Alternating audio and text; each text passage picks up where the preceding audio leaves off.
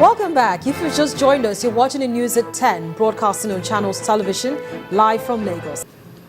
Education as an industry requires attention and adequate financial investment if institutions must produce well-trained human resources.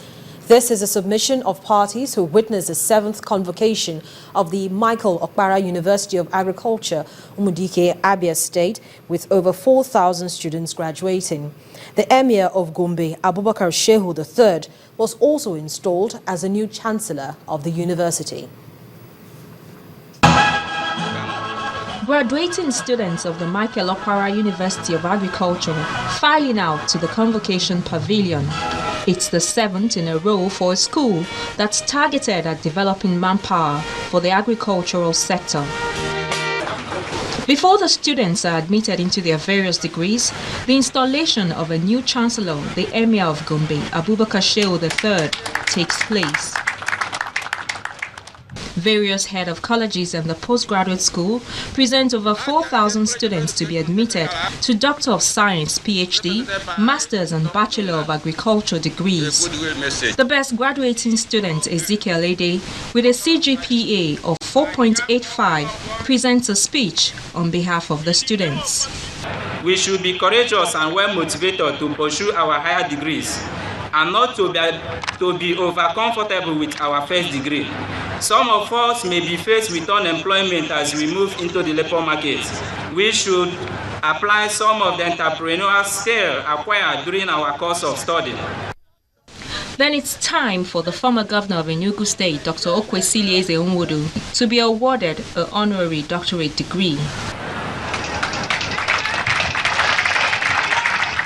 I advocate that all state governments must emulate the federal government in setting up state education fund to assist the state governments to upgrade our schools from what they are today.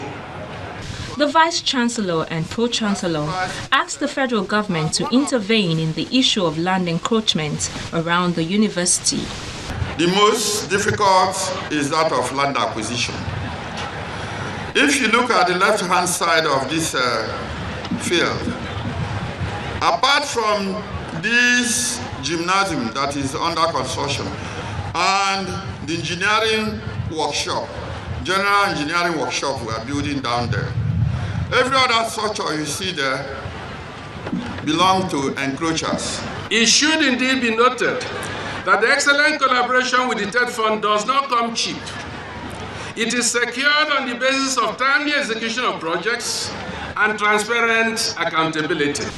As the ceremony winds down, graduates who have excelled in character and in learning will be expected to take on the world with the new skills they have acquired. The Chancellor, sir. Well, the Ishekiri nation now has a new king. He is the Royal Majesty Olu of Warri Ikenwole Emiko. The traditional ruler is the 20th Ishekiri monarch to be crowned. Dignitaries from all walks of life gathered to witness the colorful ceremony in Warri, Delta State. The high point of the occasion was the placing of the 400-year-old diamond crown on the head of the new monarch. The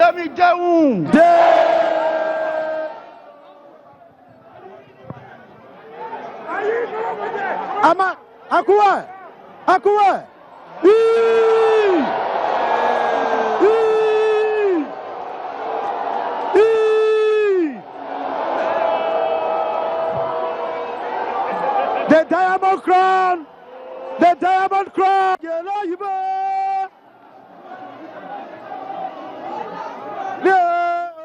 Well, you can watch the full ceremony, that is the crowning of the new king of Ishekiri nation, tomorrow. Now, the National Agency for the Control of AIDS, NACA, estimates that over 3 million people are living with HIV in Nigeria.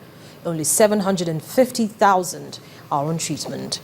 Donor funding for HIV/AIDS in Nigeria is dwindling, and despite the signing into law the HIV Anti-Discrimination Act in December 2014, stigmatization is one of the main reasons the infection is spreading.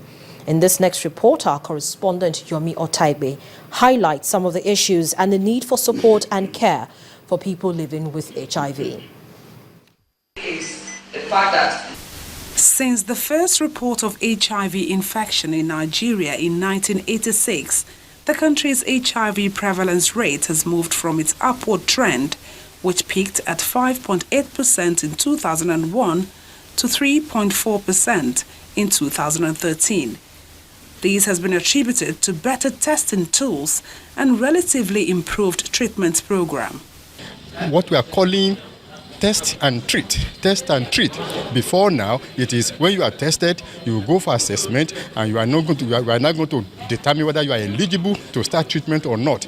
There's nothing like that again. Once you are tested and you are positive, you must start treatment immediately. Aminat Ali Agbola, who's been living positively with HIV since 2004, is grateful for the care and support she gets from her family members and friends. These, alongside her treatment, she says, have helped her move on in life. Even when I thought maybe I couldn't get married, I married someone who is not infected with HIV. I already have 2 babies who are not infected. I'm carrying my 3rd child. Probably he wouldn't be infected. However, the successes being recorded in the prevention of mother-to-child transmission of the virus and the management of patients with antiretroviral drugs are strongly being threatened. The treatment center within Nigeria is having issues because most of the donor funding are withdrawing. So, there was free treatment before. Now we are paying for our services. Our programs in Nigeria are 80% donor-driven. Take a typical example of PEPFAR. The PEPFAR funds started dwindling, not in terms of the amount of money they gave, but in terms of what activities to support. And that has thrown our Nigerian program into chaos. You could hear patients saying they're paying for certain things and the rest of them.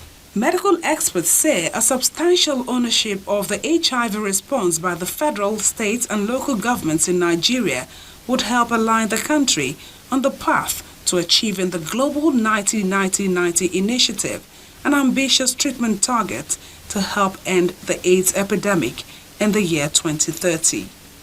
Yomi Otaibe reporting for Channels Television News.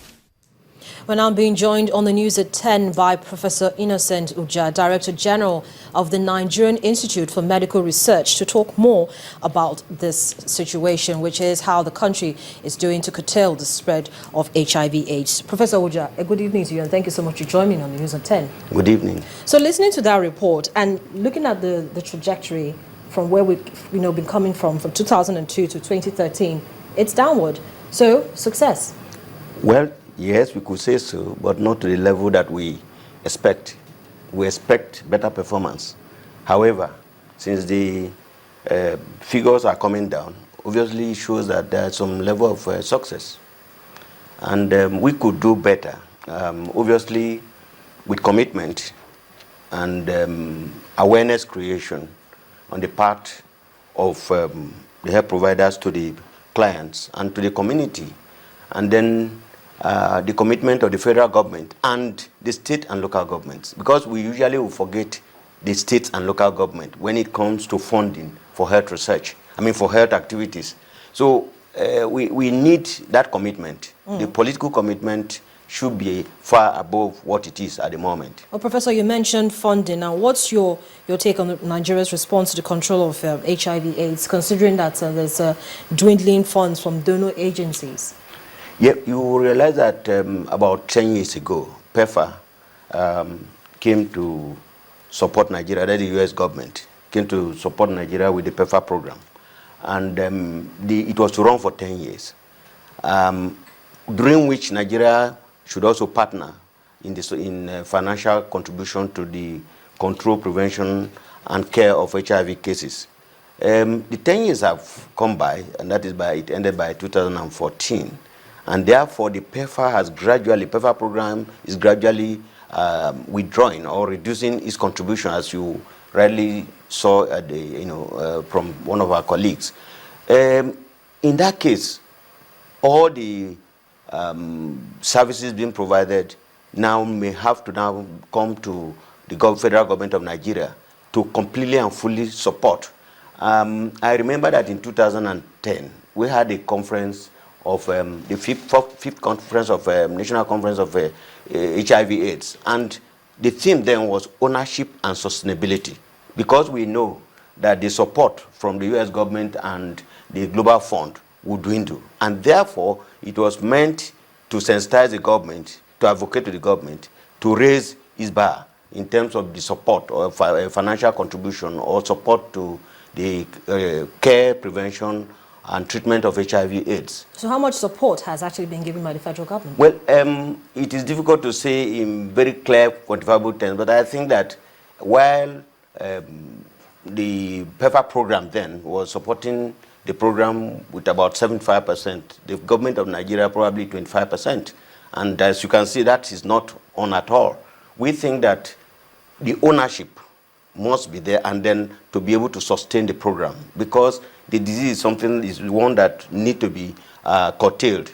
Okay, so now looking at the figure from 2002 to 2013, we saw a downward trajectory. That's correct. But then, have there been any new cases recorded in recent times? Well, that is, have there been new cases? Of course there are new cases.